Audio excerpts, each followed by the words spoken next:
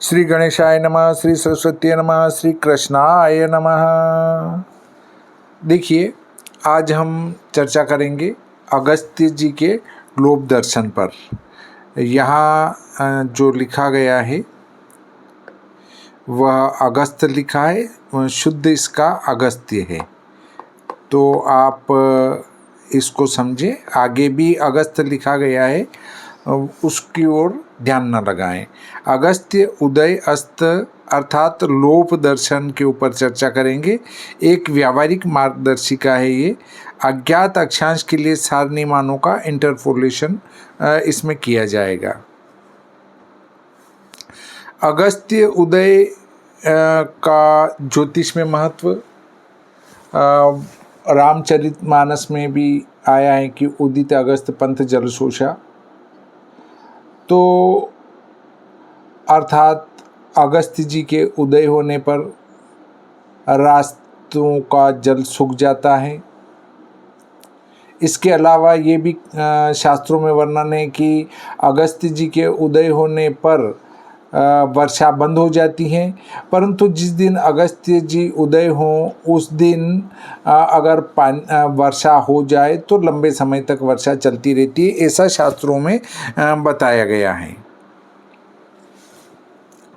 समस्या है जब आपका अक्षांश सारणी में न हो। ये जो हमारी पुस्तक है विशोपकानयनम, इस विशोपकानयनम में पृष्ठ क्रमांक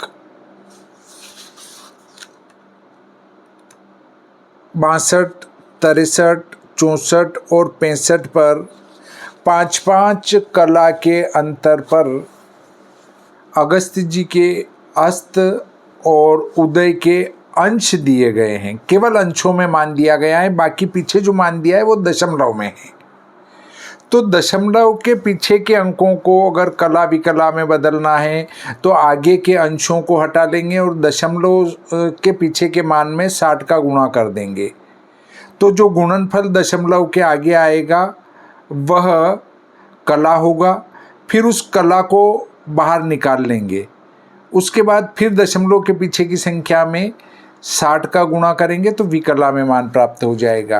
तो इस प्रकार इस पुस्तक से आप बड़ी आसानी से किसी भी नगर का अगस्त्य लोप दर्शन बड़ी आसानी से निकाल सकते हैं। देखिए, समस्या कब आएगी? जब आपका अक्षांश सारणी में ना हो। क्या होता है जब हमें किसी ऐसे स्थान के लिए गणना करनी होती जिसका अक्षांश मानक सारणी में सीधे तौर पर सूचीबद्ध नहीं है, जैसे 24-25 का है, उसके बाद 24-30 का है, परंतु हमारा जो निमच है वो 24 अंश 28 कला पर हैं, तो वो इस टेबल में नहीं मिलेगा। तो क्या करेंगे?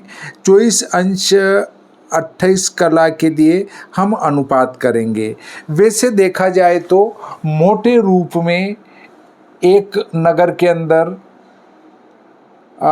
2-5 कला का कोई फर्क नहीं पड़ता है, 5 कला तक का कोई फर्क नहीं पड़ता है, क्योंकि 2 किलोमीटर में लगभग 1 कला अक्षांश में परिवर्तन आता है। तो 2 किलोमीटर या उससे बड़ा कोई नगर है तो उसमें तो 1-2 कला का तो वैसे ही अंतर आ जाता है। इससे मैंने प्रत्येक 5-5 कला के अंतर पर अगस्त्य जी का लोक दर्शन निकाला है। 24-0 का है, उसके बाद 24-5 का है। ये अगस्त्य जी का अस्त है, ये अगस्त्य जी का उदय है। 14-0 पर अक्षांश 14-5 का अगस्त्य जी का अस्त है और अगस्त्य जी का उदय है। अब 5 कला पर 14-0 से 14-5 सिर्फ 5 कला पर लोप दर्शन दिया है। मोटे रूप में आप इसको ग्रहण कर सकते हैं। जैसे किसी के अक्षांश 14-2 है तो वो आधे से कम होने से ये ग्रहण करेंगे, किसी के 14-3 है तो आधे से अधिक होने से ये वाले ग्रहण करेंगे। जैसे 14-5 और 14-10, तो किसी के 14-7 हैं तो वो आधे से कम है तो ये ग्रहण करेंगे। किसी के 14 8 है 9 है तो वो आधे से ऊपर है, इससे 14 10 वाले ग्रहण करेंगे। परंतु यदि फिर भी आप कला विकला में बिल्कुल शुद्धि चाहते हैं कि भाई हमारे तो नगर की जो टेबल दी गई है उसको पूरा शुद्ध ही करना है, एक हमारे व्हाट्सएप ग्रुप चल रहा है जिसमें जितने भी ज्योतिष के विद्यार्थी हैं उनको जोड़ा गया है, और उसके बाद उसमें सूत्र से अगस्त्य जी का लोक दर्शन साधन करना बताया है। तो प्रश्न ये आया था कि आपके द्वारा जो टेबल में हमारे अगस्त्य, अस्त और उदय का जो गणित दिया है उससे कुछ अंतर आता है। तो बिल्कुल अंतर आएगा। क्यों आएगा?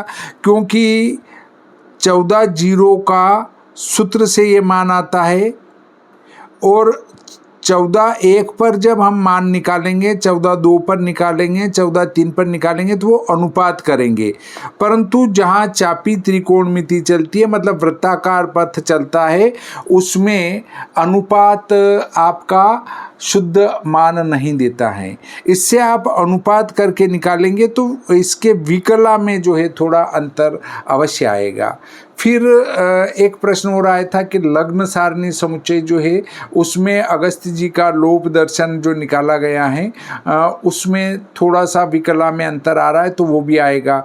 क्योंकि हमने जो अक्षांश रेखांश लिए हैं वो नेट की सहायता से लिए हैं, और नेट की सहायता से लिए तो क्या वो दशमलव में इतने अंकों तक लिए हैं। तो अब आगे के कुछ अंकों का तो आपका कला बन गया, परंतु पीछे के जो दशमलव के अंक छूटे वो तो उस गणक ने, अर्थात कंप्यूटर ने, हमने जो प्रोग्राम बनाया उसने तो इन दशमलव के पीछे के अंकों को भी ग्रहण किया है। इससे आपके गणित में और हमारे गणित में लग्न सारणी समुच्चय में थोड़ा सा अंतर आएगा विकला में। आप उस पर विचार न करें। आप जो पूरे अक्षांश से जो कोई भी गणित करेंगे उसमें और दशमलव वाले अक्षांश में अंतर निश्चित बैठेगा, तो उस पर ज़्यादा विचार करने की आवश्यकता नहीं है। अब यह सारणी विभिन्न अक्षांशों के लिए अगस्त्य के उदय और अस्त के मान अंश में बताता है। ये सिर्फ अंश में, अंश दशमलव में, तो इसमें जो मान दिए गए हैं वो सभी अंशात्मक हैं। अब हम जो निकालेंगे निमच के अगस्त्य, अस्त और उदय का टाइम निकालेंगे, तो निमच के अक्षांश है 24 डिग्री 28 कला। तो हमारे पास 24-25 मिलेगा और 24-30 मिलेगा, क्योंकि 5-5 कला के अंतर पर हमने दिया है। तो ये आपका 24-25 का है, ये मान लेंगे, और 24-30 का है वो ये मान लेंगे। 24-25 में से 24-30 का मान घटा देंगे, वो अगली स्लाइड में देखें। आप देखिए, हम अपने उदाहरण 24-28 के लिए सारणी के से निकटतम छोटे और बड़े अक्षांश के मान लेंगे। तो निकटतम न्यूनतम अक्षांश 24-25 का मान है 20.668 244 ये वाला मान, और अगस्त्य उदय ये वाला मान है इस तारीख का 24-25 का। इसी प्रकार 24-30 का जो अगस्त अस्त हैं वो ये हैं, देखिए एक ही मिल रहा है, और अगस्त्य उदय का मान है वो ये हैं, एक ही मिल रहा है। तो हम क्या करेंगे कि 24-30 का मान 24-25 में से घटा देंगे। 24-25 में से 24-30 का मान घटाएंगे तो चाहे अगस्त्य अस्त का घटाएं चाहे अगस्त्य उदय का घटाएं, दोनों में समानता आएगी, परंतु घटावा उल्टा होगा। अगर अस्त में घटा रहे हैं तो पहले में से दूसरा घटाना है, उदय में घटा रहे हैं तो दूसरे में से पहला घटाना है। तो कोई भी करे मान एक ही आएगा। समाधान की विधि रेखिक प्रक्षेप यदि अभिष्ट स्थान के अक्षांश सारणी में नहीं मिलते हैं तो ऐसी स्थिति में अभिष्ट स्थान के अक्षांश से अधिक अक्षांश व अभिष्ट स्थान के अक्षांश से न्यून अक्षांश के अगस्त, अस्त व उदय का अंतर करेंगे। अस्त में से अस्त, उदय में से उदय का अंतर करेंगे। अब देखिए 24-25, 24-30 और 24-28, मतलब 24-25 और 24-30 के बीच में 24-28 पड़ता है, इसलिए इसको अनुपातिक विधि से ज्ञात करेंगे। 24-30 का अगस्त अस्त ये हैं, 24-25 का अगस्त अस्त ये हैं। चूंकि ये मान बड़ा है इसलिए बड़े में से छोटा मान घटाया तो अंतर ये प्राप्त होगा। अब जो लग्न हमारी ये पुस्तक है विशोपकानयनम, इसमें जो विधि लिखी गई है अगस्त्य जी के लोभ दर्शन के संबंध में पृष्ठ क्रमांक 61 पर, उस विधि के अनुसार आपको क्या करना है कि दशमलव के बाद यहाँ एक शून्य लगाना है। तो अगले पृष्ठ में हमने दशमलव के बाद ये 1 का अंतर आया, 5 कला का अंतर है। ये जो अंतर है वो 5 कला का है। दशमलव समायोजन, यहाँ दशमलव के बाद एक शून्य लगाया, ये देखिए ये शून्य लगाया, कुछ भी नहीं किया मैंने। दशमलव के बाद एक शून्य लगा देंगे। शून्य लगाने के बाद प्रक्रिया ये 1 थी, प्रक्रिया ये 2 है और प्रक्रिया ये 3 है। तीसरी प्रक्रिया में क्या करना है कि 2 का गुणा कर देना है। दशमलव के बाद एक शून्य लगाएंगे और 2 का गुणा कर देंगे।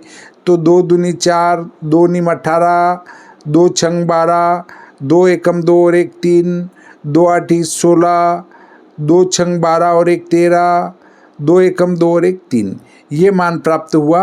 और अब जो आपका अंतर आता है, जैसे 24-25 से 24-28 का निकालना है हमें, तो 24-28 में से 24-25 घटाएंगे तो अंतर प्राप्त होगा 3। तो हमें ये जो अंतर प्राप्त हुआ उस अंतर का गुणा इसमें कर देना है। 2 का गुणा करने के बाद यहाँ 1, 2 और 3 प्रक्रिया समान रहेगी, परंतु चौथी प्रक्रिया में आपको क्या करना है कि आप कितने अक्षांश का अगस्त्य लोप या अगस्त्य दर्शन चाहते हैं। जैसे आप 10-17 का चाहते हैं, मान लो 10-17 का चाहते हैं तो सारणी में मिलेगा आपको 10-15 का। तो 17 में से 15 घटाया तो 2 कला बचा।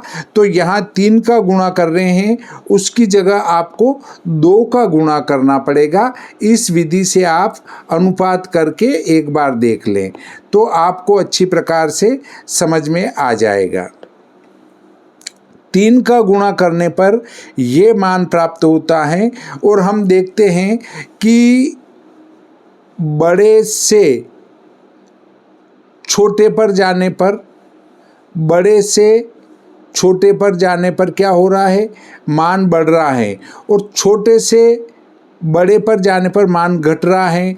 इसका अर्थ है कि छोटे में से ये जो मान है छोटे का, उसमें से वो कला अंश जो है घटा देंगे।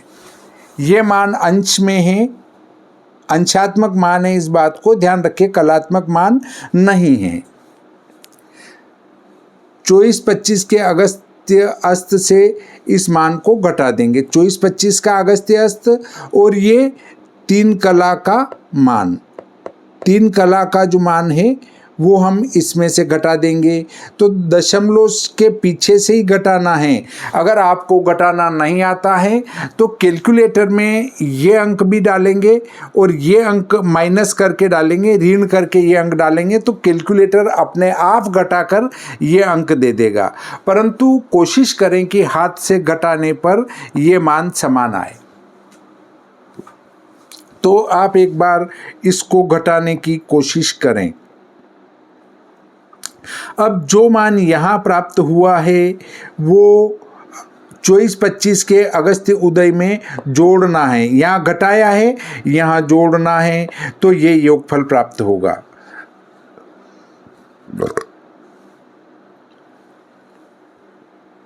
अब देखिए, हम इसकी राशि अंश और कला विकला में बदलते हैं तो ये आता है। ये कैसे आता है, मैंने काफ़ी कुछ अच्छा ग्रुप में समझाया, उसके बाद भी मिस्टेक कर रहे हैं।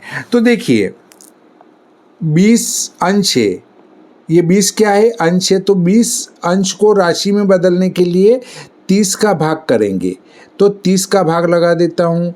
30 का भाग जा रहा है तो नहीं जाने के कारण 0, और इस यहाँ शेष बचता है 20, ये शेष। तो जो आपका जीरो आया उस जीरो को तो राशि में लिखेंगे, ये राशि में लिख दिया, और जो शेष बचा 20 उसको यहाँ अंश में लिखेंगे। अगर आपके अंश में 30 से कम हो तो आपको सीधे उस अंक को अंश में लिख देना चाहिए और राशि में 0 लगा देना चाहिए। अब आपके पास दशमलव के पीछे के अंक लेना है, ये अंक दशमलव के पीछे के अंक लीजिए आप। दशमलव के पीछे के अंक लेंगे तो 0.56, 73, 48, 088, इनमें 60 का गुणा करना है। तो अगर आपको समझ में नहीं आता है कि ये क्या हो गया, तो आप कैलकुलेटर लें, उसमें 0.56, 734, 80, 88 दबाएं। दबाने के बाद गुणित का निशान दबाएं। गुणित का निशान दबाने के बाद 60 का गुणा करें। 60 का गुणा करेंगे तो ये 34 प्राप्त होंगे आपको। आगे जो हमारे ये 34 हैं ये आपको प्राप्त हो जाएंगे, ये कला में आएंगे। अब फिर कैलकुलेटर में ऋण दबा के इन 34 को घटा ले। ऋण 34 बराबर, अब जो दशमलव के पीछे के अंक बचे हैं उनमें वापस 60 का गुणा कर देंगे तो 2 प्राप्त होगा, और दशमलव के पीछे की बाकी की संख्या को छोड़ देंगे तो 0 राशि, 20 अंश, 34 कला, 2 विकला पर जब सूर्य आएगा तो नीमच में अगस्त्य जी का अस्त हो जाएगा। और एक बार आपने अगस्त्य जी का अस्त किसी नगर का निकाल लिया तो वो हमेशा के लिए स्थिर हो जाएगा, आपको कभी गणित करने की आवश्यकता नहीं है। अर्थात आपने एक बार निकाला और आपके वहाँ पर अगस्त्य जी का लोप मान लो 5 मई को आ रहा है, तो हमेशा ही आपके वहाँ पर 4, 5, 6 मई में से एक दिन अगस्त्य जी का अस्त होगा। और यदि आपका 1 अगस्त को उदय आ रहा है अगस्त्य जी का, तो उसमें से एक दिन आगे पीछे या उस दिन हमेशा उसी समय आपके वहाँ अगस्त्य जी का लोप दर्शन हुआ करेगा। अंतिम परिणाम अगस्त्य उदय, ये हमारे अगस्त्य जी के उदय के अंश हैं। अब अंशों की राशि बनाएंगे तो आगे के अंक हैं 123। 123 में 30 का भाग लगाएंगे राशि बनाने के लिए। 3 चौक 12,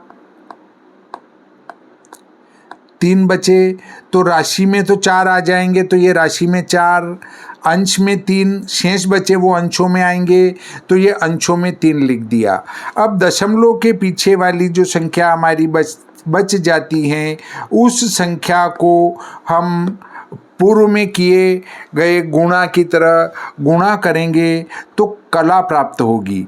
जैसे 0.4, 3, 2, 6, 5, 1, 9, 5, 2, 9, 5, 2 ये आया। इसमें गुणित करा 60, 60 का गुणा किया तो 25 आए, वो यहाँ लिख दिए हमने 25। कला में 25 आ जाएंगे। अब इस 25 को ऋण करो, कैलकुलेटर में दबाओ ऋण का निशान, और जो आगे दशमलव के आगे की संख्या है 25 उसको घटा डालो। घटाने के बाद जो दशमलव के पीछे के अंक बचते हैं उसमें गुणित दबाओ और फिर 60 दबा दो। जो आता है दशमलव के आगे उसको हम यहाँ लिख देंगे, ये विकला होंगे, और बाकी दशमलव के पीछे जो अंक बचे हैं उनको छोड़ देंगे। इसका अर्थ है कि जब सूर्य 4 राशि, 3 अंश, 25 कला, 57 विकला पर होगा तब नीमच में अगस्त का उदय होगा। ये आपके समझ में अच्छी प्रकार से आ गया होगा। मैं आप पर ये विश्वास कर सकता हूँ कि आप अच्छी प्रकार से इस बात को समझ चुके होंगे। अब देखिए, विधि का सत्यापन पंचांग से मिलान। गणना की सटीकता की पुष्टि के लिए परिणाम की तुलना एक प्रकाशित पंचांग से की जा सकती है। स्रोत के अनुसार अगस्त अस्त का यह मान 0 राशि 20 अंश 34 कला 2 विकला संमत 2068 के पंचांग से मेल खाता है। संमत 2068 के पंचांग में देखा तो यह मान दिनांक 5/5/2011 को मिलता है। 5/5/2011 को 0 राशि 20 अंश 34 कला 2 विकला के लगभग सूर्य स्पष्ट आता है और उसी दिन अगस्त जी का अस्त हो जाएगा। गणना की प्रक्रिया का सारांश है। निकटतम मान चुने। अपने अक्षांश के लिए सारणी से निकटतम न्यून और अधिक मान चुने। अंतर निकालें। दोनों मानों के बीच का अंतर ज्ञात करें। गुणनफल ज्ञात करें। अक्षांश के अंतर के लिए स्रोत विधि अनुसार आनुपातिक मान की गणना करें। समायोजित करें। गुणनफल को न्यून मान में जोड़ें उदय के लिए या घटाएं अस्त के लिए। परिवर्तित करें। अंतिम दशमलव मान को राशि, अंश, कला और विकला में बदलें। देखिए, अगर हम सूत्र से भी अगस्त जी का लोप दर्शन निकालते हैं तो वह अंश में मान प्राप्त होता है। अंश अगर 30 से कम है तो राशि में 0 आएगा और 30 से ज़्यादा है तो 30 का भाग लगाकर जो भागफल आएगा वो राशि होगी और जो शेष बचेगा वो अंश होगा।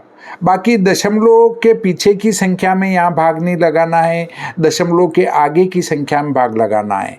अब दशमलव के पीछे जो अंक बचे हैं उसमें 60 का गुणा करना है।